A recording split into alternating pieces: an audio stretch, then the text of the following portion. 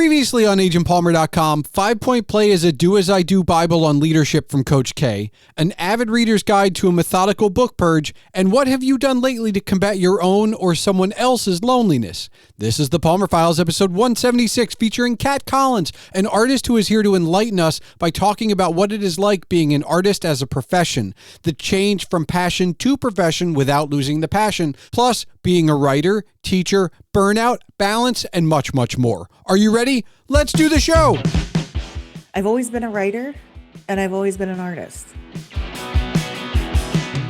When I paint, I find it as necessary as breathing for me.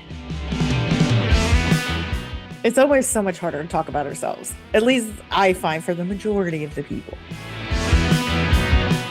Having community around you is massive. As artists, a lot of times we don't share with people why we do what we do. I encourage people to put emotion in what they're doing, even if it is representational. Hello and welcome to the Palmer Files. I'm your host, Jason Stershik, also known as Agent Palmer, and on this 176th episode is Kat Collins. Quote, I paint what can't be seen, emotional weather, inner terrain, the quiet places that move between the surface. Unquote. Kat's got your attention more now than I could have. Kat is an artist, and of course I start by asking about that art, and we'll dig into that quote from katcollinsstudio.com as well, but Kat is an artist, a professional artist. How did this come to pass? What did Kat do before? What's it like being a professional artist? What has been hard along the way? What's balance like? What's it like to live off of your passion?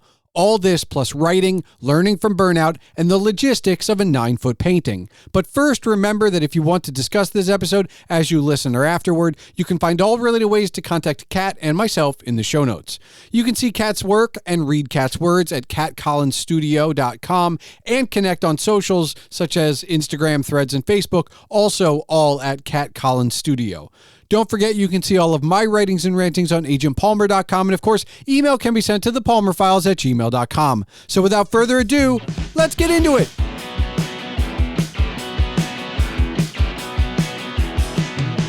Kat, you are an artist, but and I use that in a broad term because you've done probably a lot of things, some that we may even talk about.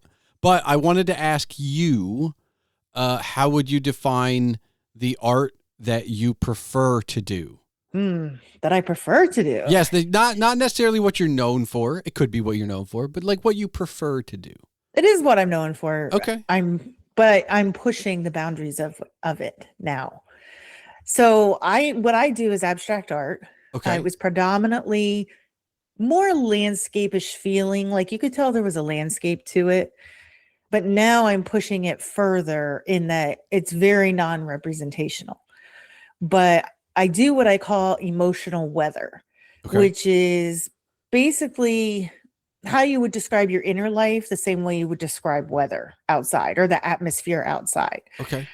So just like the sky can be stormy, heavy, bright, foggy, shifting, electric, calm, any of those things, your emotional state moves through you in changing conditions. So sometimes it's predictable, sometimes it's very sudden, sometimes it's layered and contradictory, which has always been themes in my artwork. And so the emotional weather becomes the emotional climate I'm living inside of in any given moment. Okay. And so it's not a single feeling, but it's a whole system of sensations, memories, tension, relief, and energy. So when I paint, that's what I'm painting. Okay. So it's all these internal atmospheres coming out. And what I hope is that they translate and relate to a broader sense that other people have as well. So you already said this has evolved from landscape, but yes, like if I go back to I don't know, 10-year-old Kat, maybe, I don't know how far back we have to go. Like, are you painting then? Are you always artistic? Is it always artistic? Yes. Okay. Not always paint? No. I started out as a graphite pencil drawer. That was my first love. Do you okay, but before you continue, do you still do it? Not as much, no. Okay. All right. I want to get back into it more, but I haven't. It's always important to still draw. Okay. That's a basis of everything. But I don't do it anywhere near as much as I do. Okay. Used So to. there's aside from the obvious of color, there's a Mhm. little bit of a difference from, graphite pencil drawing to, Yes. is it school that opens you, like actual, like learned, like structure in a school? Is it just trying new things? Like, how does this? I think it's both. Anytime you take an art class, they push you to do something different and experiment with something different. So I did use color too. It wasn't like I was just black and white strict. Okay. But in college, I was doing black and white cities that were very abstract. So the abstract part's been there for a long time. Okay. And then one day, my professor suggested, why don't you try this in color? I was like, oh, okay. Why not? So I did. And it kind of expanded from there. And then, of course, I had to take painting classes and things like that. And I fell in love with painting. And that's just kind of been my medium of choice since then. Now, do you dabble? Like, do you still? I know. We ignoring the pencil for a moment. Like, do you try? I don't know, watercolor or even just like physical stuff like pottery, or like, do you try other Yeah, things? absolutely. I do. Can't say I'm good at it, but I try. Pottery, I am not so good at. Most of my pottery gets made fun of, but it's fun to experiment with. Okay. I love things that are hands-on like that, where you get your hands dirty. I'm not a painter who wears gloves or anything like that because I do mixed media. So in a sense, I'm experimenting with other materials using in with paint all the time. So um watercolor is like the bane of my existence. So I have tried and tried with that, and I get so frustrated and mad at it that I don't do it. But yeah, I've done stuff with oil pastels. I've done stuff with chalk pastels. I like clay. It's a little bit of everything, and that I love anything that allows you to just be creative. Okay. And are we talking in addition, obviously, there's obviously music and the written word. I mean, there are other Mhm. things, Oh yeah, absolutely. but both? So, music I listen to. Okay. I've dabbled in playing the piano, but I'm not experienced enough to do that in front of anybody. I would say writing has always been a thing for me. I have published articles in the past in poetry, writing stories. I'm actually in the process of writing a book. I've got about 10 chapters in, Nice. but I kind of Congratulations. fizzled on that for a little bit. Well, how do you, So, but it's, I mean, you're bouncing back and forth because yeah. obviously during those 10 chapters, we'll just say during those 10 chapters, you've also created other pieces. Mhm. I mean, I know not everybody is an artist, and a lot of people, it's a hobby as opposed to a profession. But Sure. even for a hobbyist like myself, I have a lot of instruments in my house, but I tend to get in a rut, and I call it that on purpose. Like, I just pick up the acoustic guitar and I ignore my basses. Like, they might as well not Mm. exist. Or like, I have an electric drum kit, and sometimes that's all I'll play for like 2 months, and then the guitar doesn't exist. And I find myself wanting to bounce between them, to like not necessarily as structured as I'm about to use as an example, but like Mondays for drums, Tuesdays for acoustic, Mm. Wednesdays. I want to be able to bounce back and forth. I never can. It feels like I'm always going week to week, month to month, season to season. Have you, like, what did you write 10 chapters and go back to painting? Like, were you able to bounce back and forth? Like, I bounce back and forth with stuff like that. So I journal a lot. I write a lot about my artwork, and I actually find that feeds what I do. So it has a lot of symbiotic relationship for me. okay. Um, They're and not yeah, separate. Like, when I'm picking no, up they're the not. acoustic, it's separate from when I'm playing the bass.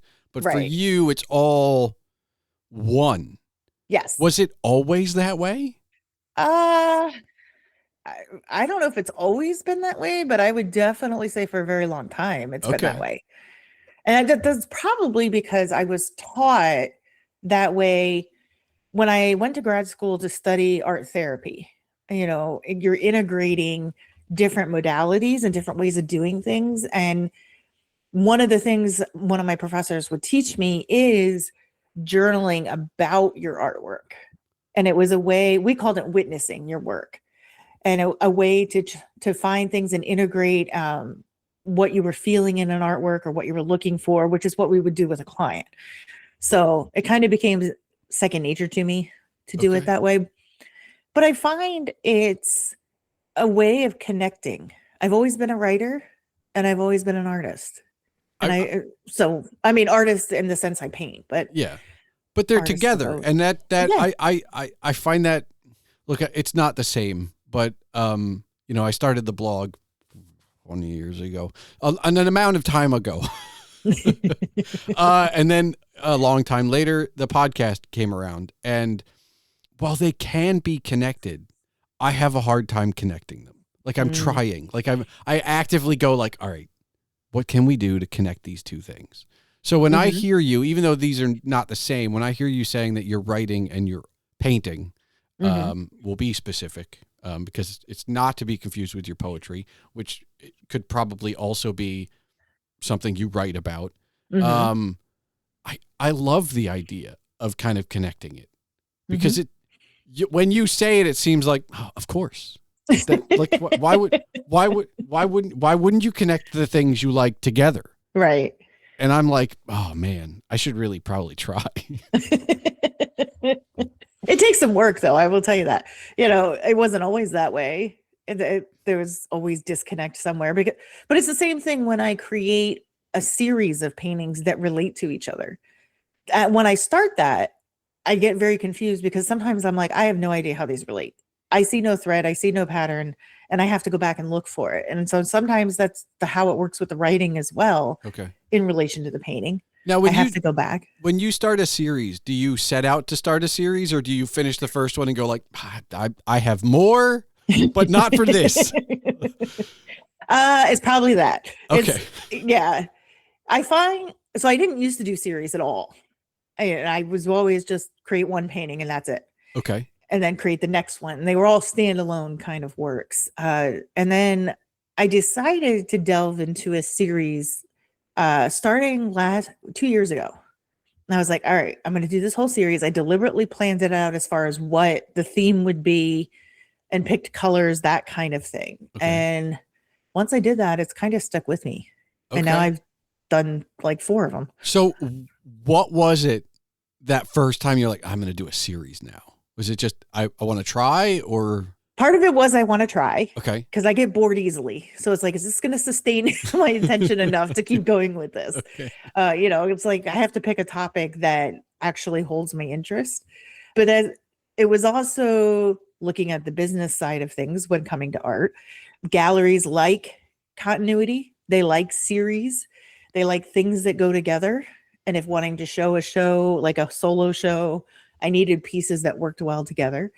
So that was kind of behind it as well. Okay. And then it was, as I kept working, I discovered it's a way to get really deep into something. And so I could learn more about it and relate more to it and keep pushing it until I felt like I could go no further.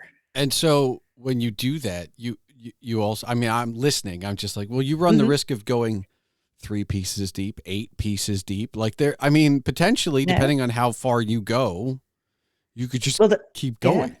The first series was 15 pieces. Okay. How did you know it was done at 15? That's as many sheets of paper as I cut. Okay. That one I pre-planned. Okay. Okay. I don't always do that. But that particular series I planned, I'm going to do 15 paintings. Okay. And do it that way. The second series was only 9 paintings. And that one was more, I just felt it was done. Okay. Like it wasn't any further that I could go with that. And then my Submerge series that I just did this past summer, that ended up being 18 paintings. And that was just, I kept going until I didn't want to do it anymore. Okay. It was still fun up until. So, yeah. And then eventually I hit one and I'm like, yeah, I'm done. Okay. I don't want to do anymore.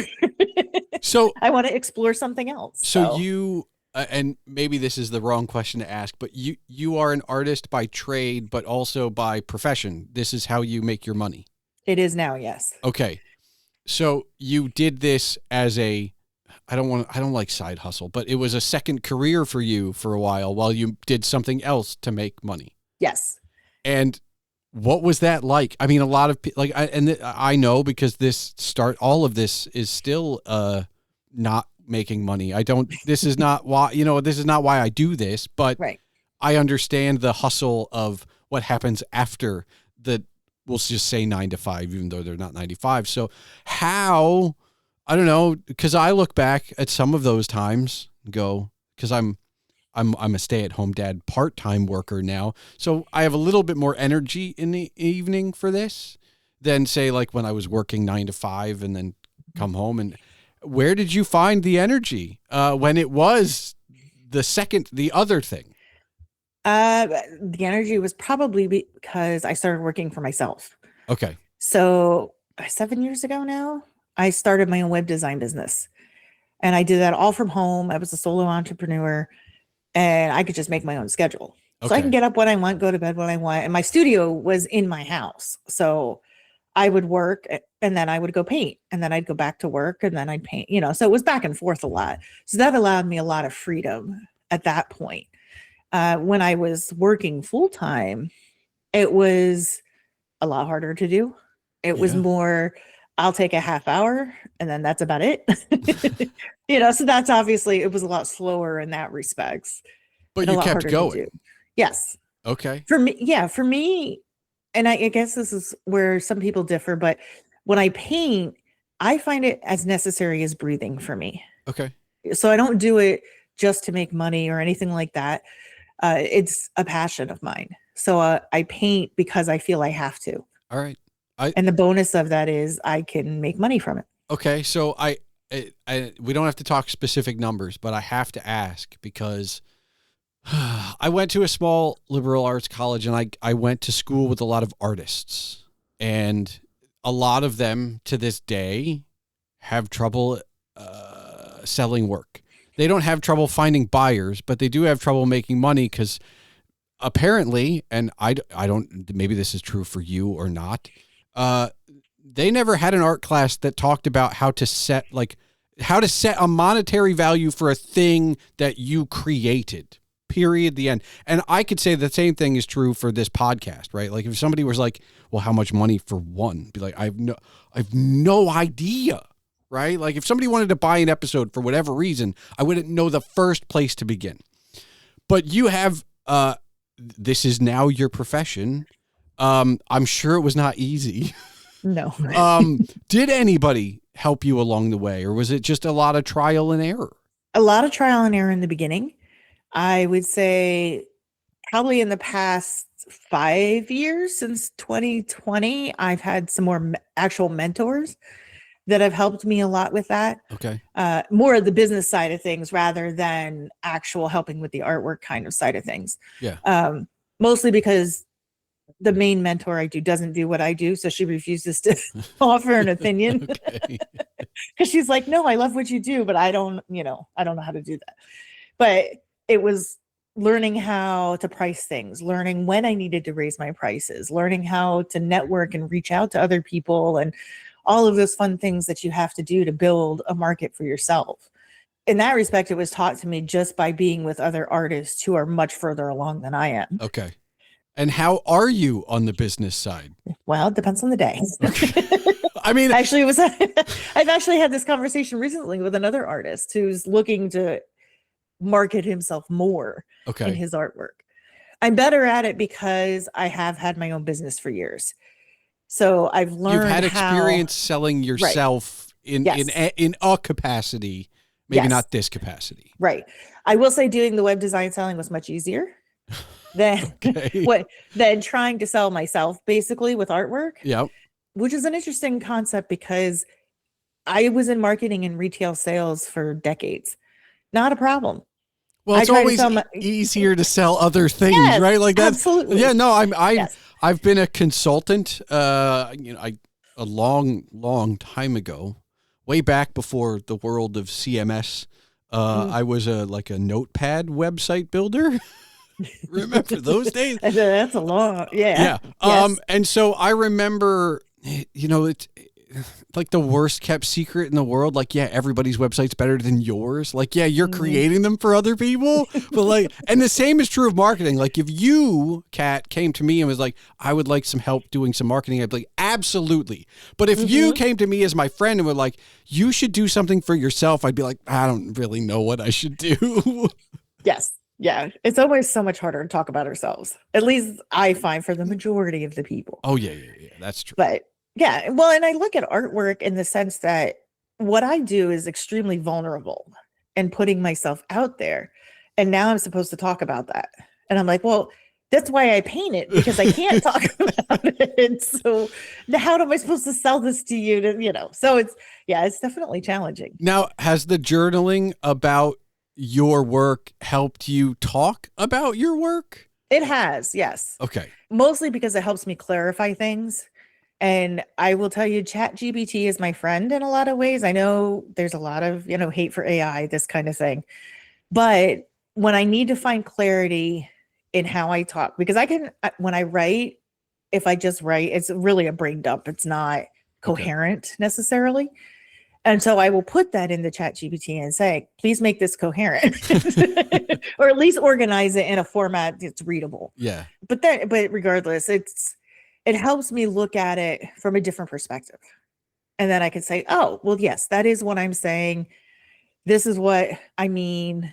How do I explain this? This is how I'm connecting to it. But it's still, when you're talking to somebody about your work, there's a balance because they don't want to hear every, little thing about it all the time. Sometimes they want just broad strokes, and you have to learn that. And like, I guess, so I have this picture of what a professional artist does, aside from everything you've already described. And part of it is, I think this might be the glorified part of media, and I mean that with a capital M, like we're talking movies and television, but there's always the gallery opening or the exhibit opening, right? And having never, I think I've been to a few, but I don't know how or why, and I didn't know the artist, so it's not like I got to see you. And but like when it's your turn, when you're at these events, most artists I know are kind of introverts a bit, maybe a little bit. Yeah, so little when bit. you're doing these kind of, an exhibit opening, how do you do? I usually okay. Okay. Because I know how to turn it on and off and be extroverted when I have to be. I gotcha. And I can talk about it. I can socialize. I network with people. I may stumble on my words at times, but usually it works. Okay. And then I'm exhausted afterwards and I don't talk to anybody for like 3 days. Yeah. But it is challenging. I find it harder when it's a group show. So there's multiple artists in a show versus it being a solo one for myself. Really, the shared spotlight doesn't ease anything? Because that from over here, right? Like that's what it feels like. It's like, oh well, there's like not everybody's looking at art, sure, but they're not all looking at my art. So we have some shared. It's a weird conundrum. So in a group setting, I will pull back and actually not talk because I can hide in the group. All right. Whereas a solo show, I have to be out You there. have to be on. So I guess there's a difference in that, but yeah. And this is the thing that movies don't tell you. You have to work for that opening. Yes. Oh my God, yes. I'm not asking for specifics, but when you talk about selling yourself, I feel like selling yourself or selling a piece or a series, that's one thing. Selling yourself to a gallery or a space to put up a lot of things, that's another level, right? Yes. Can I ask, do you remember, like, what was it like the first time? Because I'm sure it's gotten easier, but the first one. Sort of easier. Depends on the level of the gallery I'm working towards. The higher end ones, it gets a little more challenging just because there's a little bit different expectations and a little intimidation factor in some of that. Okay. But they're doing that on purpose, I'm guessing. To some degree, yeah. Okay. But some of that's just in my own head. Oh, well. Well, it's look, I'm applying for this and I'm like, oh, do I really meet these levels of you know, I don't know what the word is, but the quality of the art that and the artwork that they carry. Is it a small fear of success? Like yeah, I'll put in for this, but oh God, if I get it, oh no. Well, not fear of success so much as fear of failure, because then it's more about the idea of if I don't make it in, it means I'm not good enough. But is it? So No. Okay. But that's what we tell ourselves. All right. All right. So if you need to paint to breathe, and you understand the work that goes into selling it and making it a thing, what do you do for fun?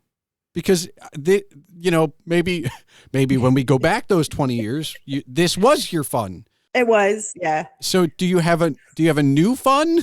Like, I still enjoy it immensely. Okay. I still find it fun and challenging to do, but it has changed a little bit because I do it professionally. But were you prepared for that change? Well, no. Okay. All right. Well, it's a fine line that you walk with that, because you have to ask yourself, what is I'm creating? Am I creating this to sell, or am I creating it because this is what I feel the need to create? Okay. And there's a difference in that. So you're creating to sell basically means, you're going to make something that somebody's going to buy. Okay. But that doesn't mean that's what you're wanting to do, or that's what's coming from your heart, or that's what your emotion, or whatever you're wanting to express. And there's a balance with that. I find my small works like 10 by 10s sell really well. It's not my favorite thing to do. Okay. And it's the same with subject matter. I just talked to another artist about that, who creates, small prints because they sell really, really well. But she wants to get into bigger galleries and bigger things, and she's going to have to step it up to do that. So now she has to balance, how do I price bigger things? How do I price smaller things? How do I balance these go to retail and sell really cheap, and now I want to create something much more expensive and higher end? And so there's this line we walk. So I find when it gets to be too much, I do something different, even if it's still artistic. Okay. Like I've taken to cutting up old paintings and then collaging them back together. So It's like putting a puzzle together. Like your old paintings? Yeah. Okay. My old paintings. Okay. So I have to ask then, Mm-hmm. how come, is that just easy for you to, because I know even my crappy poetry from like high school, like I would edit it, but I would be loath to mess around with the original. Right. Or just something and that's just me. I don't know. So, did you think twice before you started, or Yes. is it like, yeah? No, I thought twice about it, because it's your history. You created this. Who wants the best out? And maybe that's what it is. Maybe it is. This is my history, but it is just my history. It's not my future. It's not my present. So, but you moved on. You got over that. I did. It was more or less, what am I going to do with all this stuff anyway? It's piling up in my house. It's some of it I know is not stuff that's going to sell. And it was more done as a study or something I made to figure things out. Okay. Kind of thing.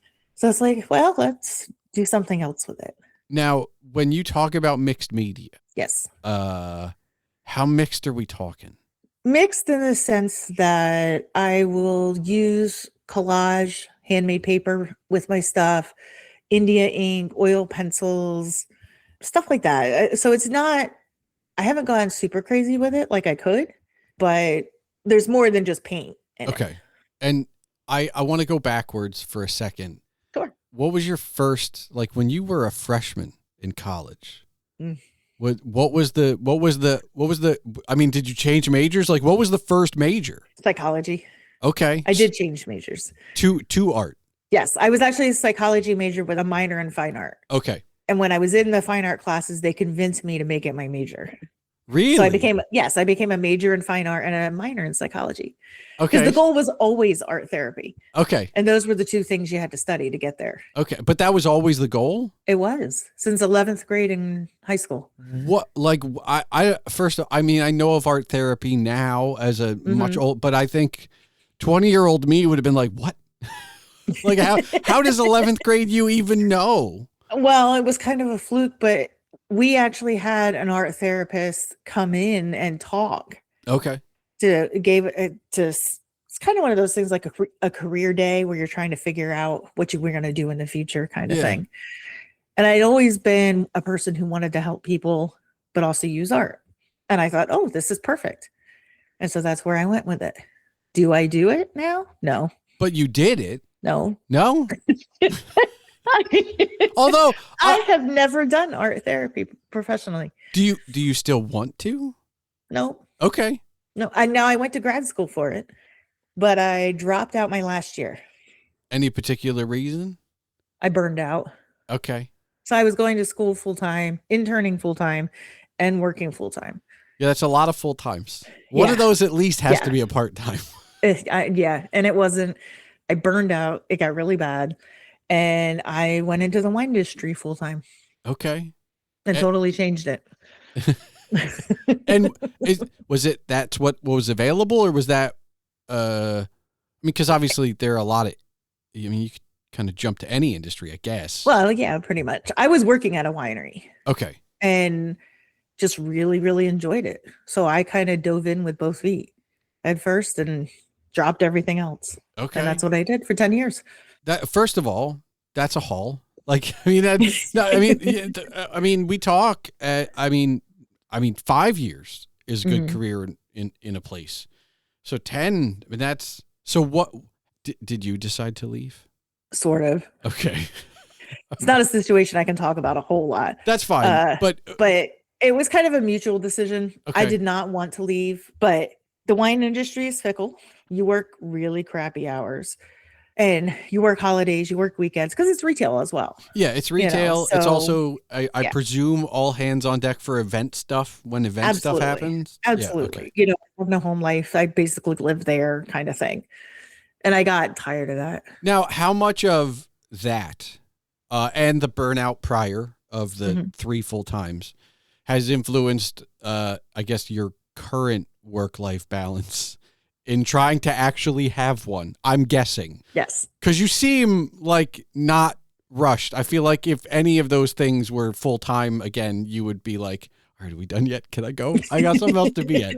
And you seem fairly relaxed right now. So, like, was it the lessons from before?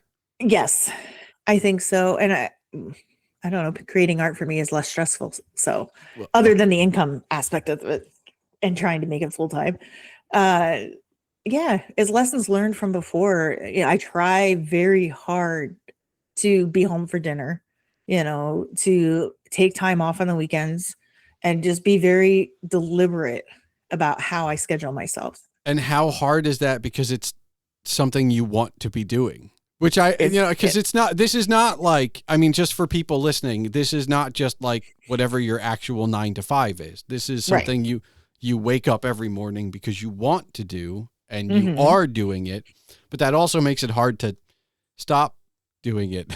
It does. I treat it like a 9 to 5. Okay.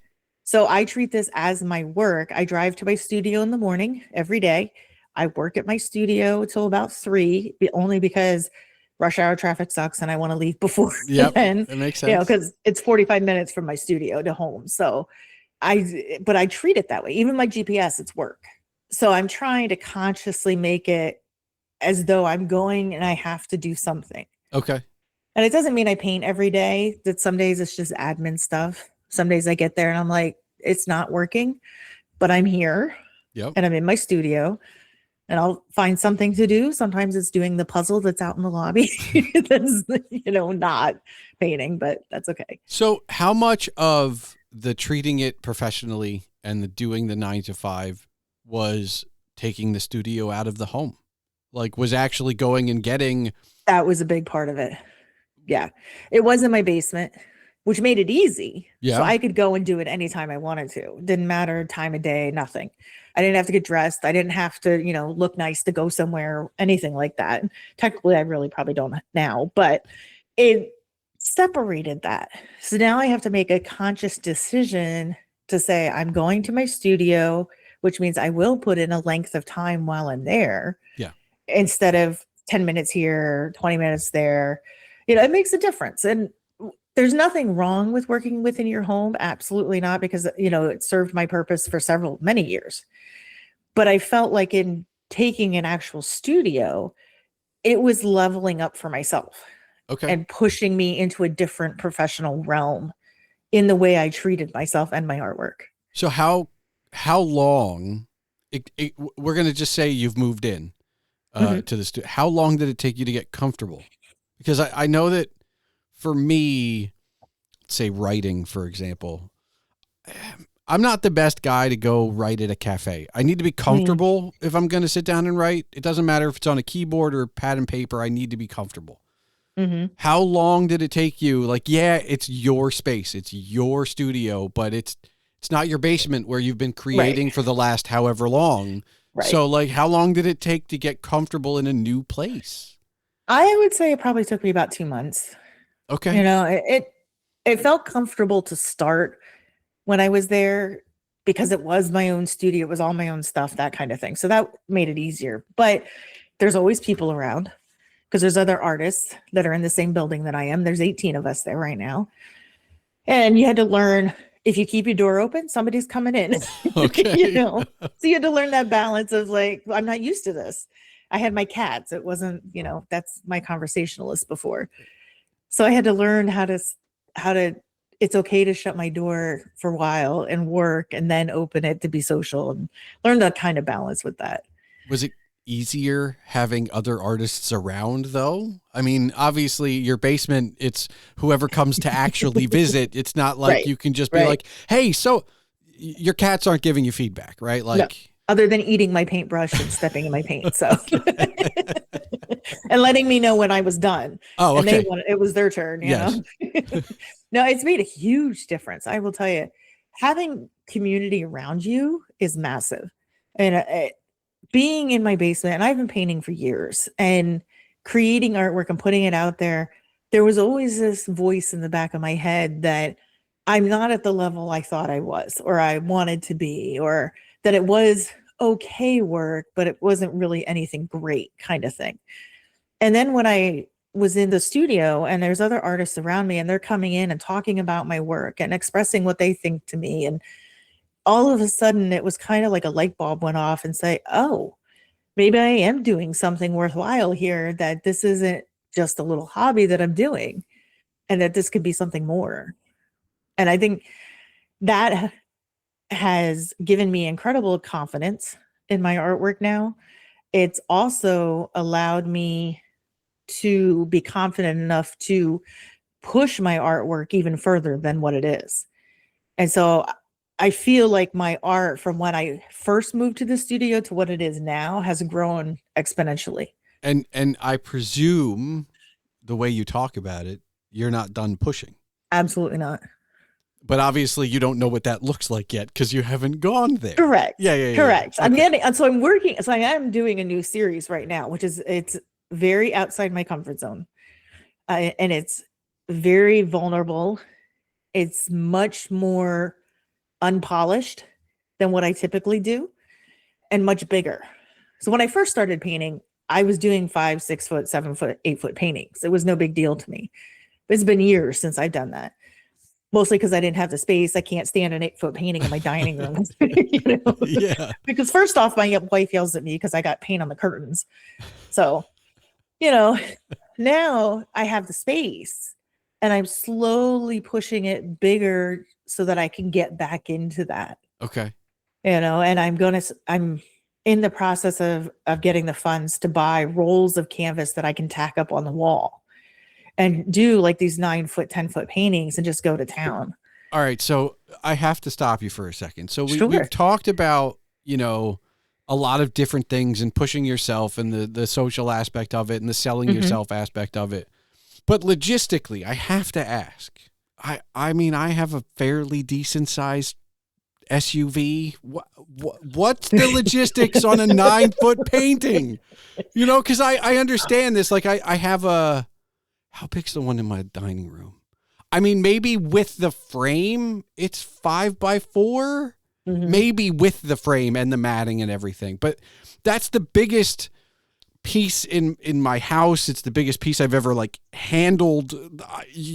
I can envision 9 feet, but the logistics. I mean, do you like it? And I did. I'm coming. This is just from complete ignorance, but like, do you go, I think I want to paint this, and oh my God, now it's 9 feet, and then you go like, now how do I move it? Like, is there a like more or less? Yeah, I mean, I'm gonna need a ladder to paint it to start with. Okay. But yeah, no, I even have a 4 foot by 4 foot painting right now that's done, but I had to rent a van to take it to a show because it didn't fit in my car. Yeah. I mean, I have an SUV, but I can only fit a 3 foot by 4 foot in my car. So I had to rent an Econoline from Home Depot and put my artwork in there just so I could take it to a show like an hour away. And the 9 foot's going to be the same thing. Pretty much. Although yes. you're going to need a team, right? You're not, at that point, I will have to rely on some other people for parts of it as well. But those are, so I'm not going to, I typically paint on canvas. Okay. And canvas is typically stretched onto bars of wood or aluminum or whatever you choose. When I go to transport it, I can have it off of those bars. Oh, so you can roll it up. And so I can roll it. Okay. And then reattach it wherever it needs to be. So that is always an option. It's a little bit easier. Little bit. I mean, are these things you just figure out along the way? Like after you go like, oh, I have a 4 foot foot painting now. Like, what do I? Pretty much. It's called asking other artists and searching the internet an awful lot. Because somebody's done it at some point. That's true. That's true. I mean, do you want to do a mural? Like, do you want to go like side of a building ever? I mean, I don't know. I don't know. See, to me, doing a mural requires a different mindset because of how I paint. Okay. I think murals are a little bit more graphic, illustrative, kind of. So I don't know. You can say that, but I mean, there's no reason we couldn't do mixed media on the side of a building. I mean, no, that's true. It could be done. It would just need to be, a little maybe kind of weatherproof. Yeah, which can be happen. Yeah. All right. So, I mean, it's crossed my mind because I've seen proposals come across my computer for it, but I haven't actually pulled the gun on that. You're not afraid of heights, right? I'm not really afraid of heights necessarily because I'm fine getting on a ladder and stuff. It's just if you get to a certain point, okay, it's just uncomfortable. I may not go near the edge. Pretty much. So we talked about art. We talked about community. Is this the reason you started your podcast? Yes. And have you learned? I mean, obviously, you were having conversations with other artists before the podcast. Mm-hmm. What have you learned from it, though? I learned that as artists, we don't talk about our inner states enough. We don't talk about what drives what we do, the whys of what we do. We always talk about the how. Okay. And logistically and the physical things of doing something, the pricing of doing something, but we never talk about the psychology behind it. And this is where my art therapy background coming into play. All right. Because it's always fascinated me about what makes people tick and why they do what they do. Why do we make the choices that we make, And so I was looking at this in the art perspective. As artists, a lot of times we don't share with people why we do what we do or, what's driving us to create a certain way. Now, how often do you even get that question at an opening or an event, right? Because obviously artist to artist and like I know from podcast to podcast, you can get in the weeds on like recording stuff or whatever. But like, do you even get that? If you told me, so I know, but like in any event you've ever been to where your art's been up, has anyone ever asked you that? Like, does that even, so it does come up? It does come up. Yes. I actually get asked that a lot, and it's probably because I do more abstract work. So people are trying to understand it. Okay. So I think they're asking, what is this? It doesn't make sense to me. So I'm able to get into it in that respect. But if I'm over here painting landscapes, I probably am not getting that question. Not to the extent that you are, at least. Probably you may not be. It all depends on how you're painting it, I think. Okay. I mean, if it's really representational in the sense that it's a picture of a picture kind of thing, you probably won't get that question as much because people think you're just recreating what you see kind of thing. I got you. And so when I teach, because I do teach classes as well, as far as for painting classes, I encourage people to put emotion in what they're doing, even if it is representational. Okay. Because it's in the way that you move the paintbrush. It's in the way you make a mark. It's in the colors you choose. There's so much psychology behind it that we don't realize. And how much of the why from the podcast and from other do you bring into the classroom? A lot. I bring a lot of it in. Okay. Yeah. But I try to make it more about them, not about me. Sure. And their why. Like, why are you doing this? Why are you, what's drawing you to make it this way? Why are you picking this color? What's your reasoning behind it? So like we'll do color maps that relate to emotions. I do a lot of somatic stuff. Where do you feel this color in your body? When you draw a heartbeat, how is that coming out when you listen to your heartbeat, and create from that respect? So it's more about getting in touch with ourselves intuitively and being within our own bodies more rather than so outside of that. And that's what I feel. And I guess then the extension would be, so you've learned from the podcast. What have you learned from teaching? What have I learned from teaching? That I actually like to teach. Which is true. Was that in doubt at the beginning? Yes, it was. I wasn't sure I really wanted to do that. But as a professional artist, you have to make money several different ways, as different income streams. You can't just rely on selling a painting unless you're one who sells for like $30,000 a painting, which is not the average artist. So you have different income streams. And one of them I decided to do was teaching, because that pays for my studio. Okay. And I was like, I'm doing this because I have to do this. And then I discovered I actually enjoy doing this. So it was fun. It's enjoying. It gives me so much excitement when I watch people's reactions as they're working. And their eyes light up, and the things dawn on them, and they're like, oh, that's what this means, or this is why I do what I do, and blah, blah, blah, on and on. And even the fact that they just can create something and they get excited brings me joy. Well, I don't think enough people take the time.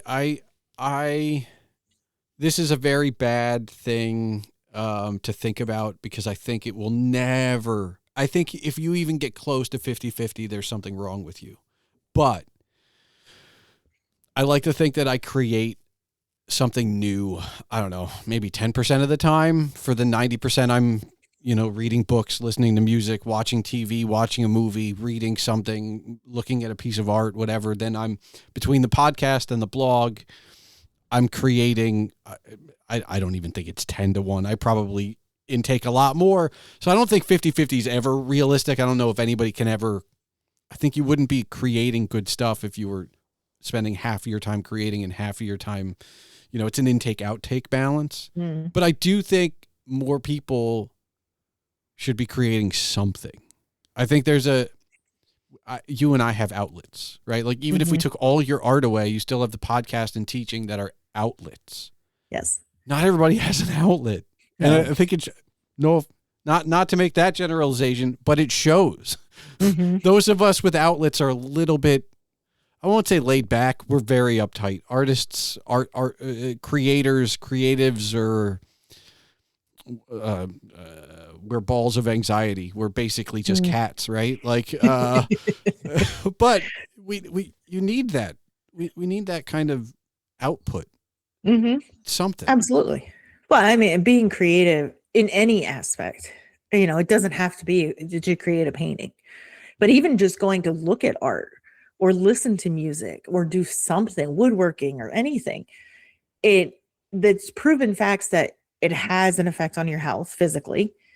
It has an effect on your emotion, your mind, and the amount that it releases for you is just tremendous. Even if you just did it 10, 15 minutes a day. I mean, I could probably stand more. I think most of us could, not everybody has a lot of time, but yeah, but 15 minutes, you should be able to find 15 minutes for 3 songs, or yes, a little gallery somewhere. And look, I'm not going to be the snob. You can see Kat's work online, right? Like you don't have, I know you can go to places, but if you don't have the time, every artist, or a lot of them, have online galleries, so you can still experience an amount of a work, maybe not in full, Mm-hmm.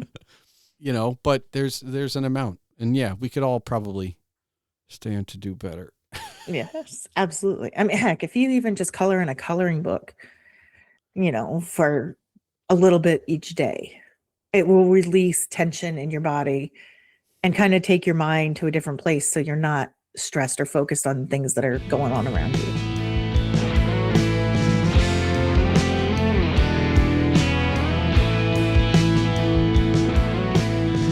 I think the two things that Kat and I were getting at towards the end of this conversation are related.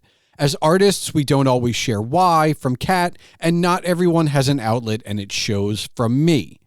I see these two things working together or against each other because as artists, we don't always share our why. People don't realize that it could be for them and that art is approachable. And this may be why not everyone has an outlet. I'm not saying that everyone needs to tune into the DVD extras in order to understand movies, but it didn't hurt a generation of us who then became intrigued about why and how. And it's not just on the artist. To explain why is one thing, but people need to ask why as well. It's not gatekeeping when you're willing to answer the question and people just aren't asking. Kat is open to answering the question, as I asked it a few times during the episode, and I'm asked why on many episodes, and I'm open to answering it as well, but not everyone is open to asking it. So don't be that person. Ask why, find out how, and get yourself an outlet of any kind. As Kat says, even coloring in a coloring book can be mentally beneficial. It absolutely can be that simple. Thanks for listening to the Palmer Files, episode 176. And now for the official business. The Palmer Files releases every 2 weeks on Tuesdays. If you're still listening, I encourage you to join the discussion. You can find all related ways to contact Kat or myself in the show notes. You can see Kat's work and read Kat's words at katcollinsstudio.com and connect on socials like Instagram, Threads, and Facebook, also all at Kat Collins Studio. The music for this episode was provided by Henno Heitur. Email and comments can be sent to this show at thepalmerfiles@gmail.com. And remember, your home for all things Agent Palmer is agentpalmer.com.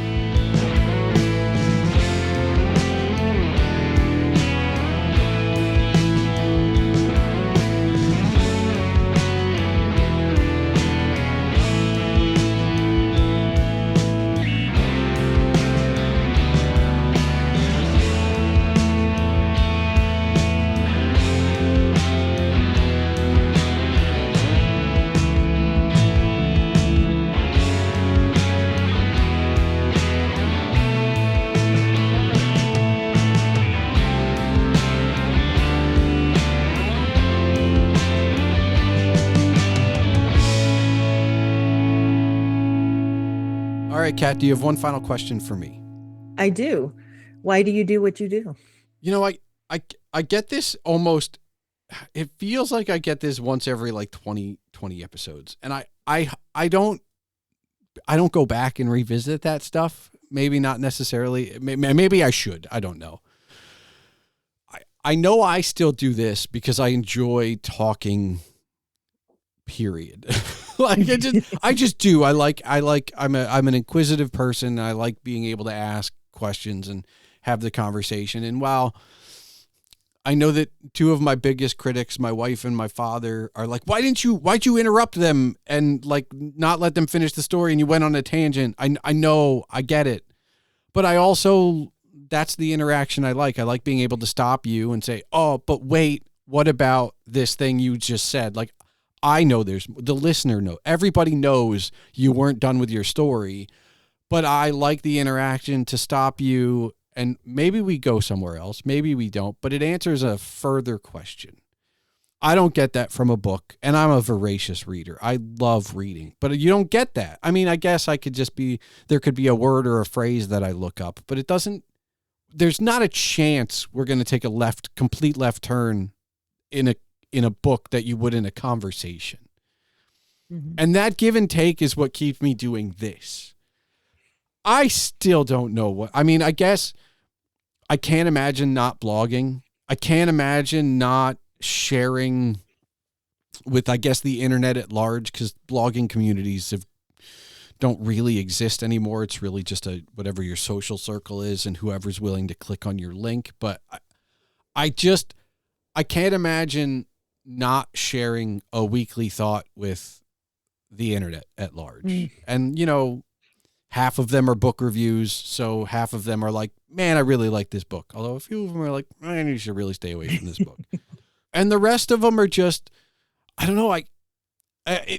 I'm in this weird place. And anybody who's listened to the last few episodes, like all of the one final questions have kind of like been around the creative space. Like if I was going to put out a book, what would it be? Or is there a project I haven't done yet? Or, what's next, or what's the new medium, whatever. And at the moment, I don't know. I'm willing to, see what the muse moves me with, but I don't know that I could give the rest of it up.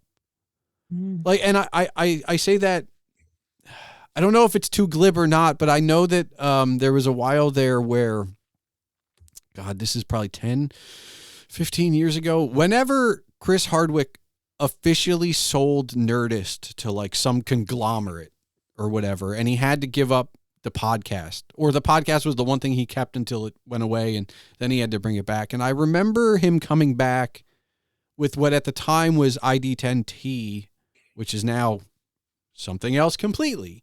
And him saying that if he could go back, he would never have sold Nerdist.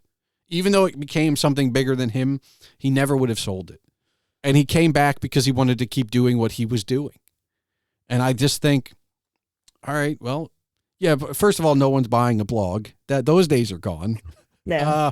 But if somebody did offer me whatever my number is, it feels like a ridiculous number. I'd never have my grandkids would never have to work again, right? Like, or my great grandkids. Like, that's the number we're talking about. But if that number did get offered to me, I could only sell if I didn't have to sign an NDA, because I would still keep doing the thing I'm doing. It's just I would just be like, all right, yeah, I want to share this. I like the process of writing. I like the idea of, I think for my reading habit, I think I get more out of the books that I then, I take some notes on as I read through it. But I think my comprehension now may be better than it ever was in high school when I was supposed to be taking notes, where now I'm taking notes and I'm going back and I'm writing for myself to tell Kat why I liked this book or didn't like this book, or what I thought of this book and why it confused me so much. And so there's that. And then there's the challenge, because I have a friend who helps edit, because you always need some other pair of eyes. Yes. Who's like, you got to stop writing just book reviews. Because for a while it wasn't every other, it was everyone. He's like, so for a few years now, it's been every other has been a book review. Because he's like, you got to write something else. And for me, I have a young child, and my wife works full time, and we don't get the time we don't watch movies like we used to, and we don't watch television like we used to. We don't watch anything like we used to. So outside of books, my one true standard consumption, everything else is just like, all right, well, how am I going to fill in the other posts? And I like that challenge. Like, oh, are we going to sit down and watch a movie?